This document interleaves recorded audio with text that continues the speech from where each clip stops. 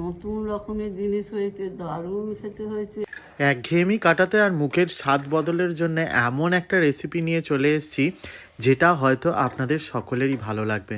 তো প্রথমেই যেটা করতে হবে, মুগের ডালটাকে এখানে ভালো করে ভেজে উঠিয়ে নিয়ে কড়াইয়ে সর্ষের তেল গরম করে জিরে আর তেজপাতা ফোড়ন দিতে হবে।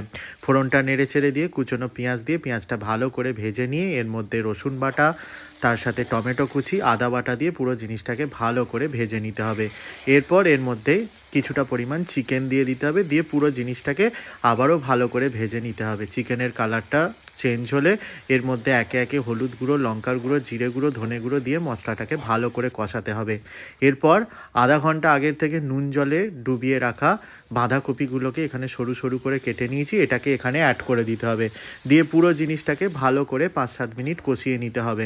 ভালো করে পুরো জিনিসটাকে কষিয়ে নেওয়ার পর ভাজা মুগের ডালটাকে এর মধ্যে দিয়ে ভালো করে নেড়ে চেড়ে দিয়ে পরিমাণ মতন জল আর পরিমাণ মতন নুন দিয়ে মিক্সড করে এটাকে ঢাকা দিয়ে দিতে হবে।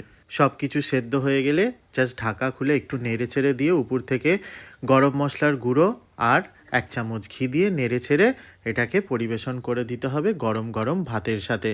তো কেমন লাগলো আজকের রেসিপি অবশ্যই কমেন্ট করে জানাবেন। খেয়ে বলো কেমন হয়েছে।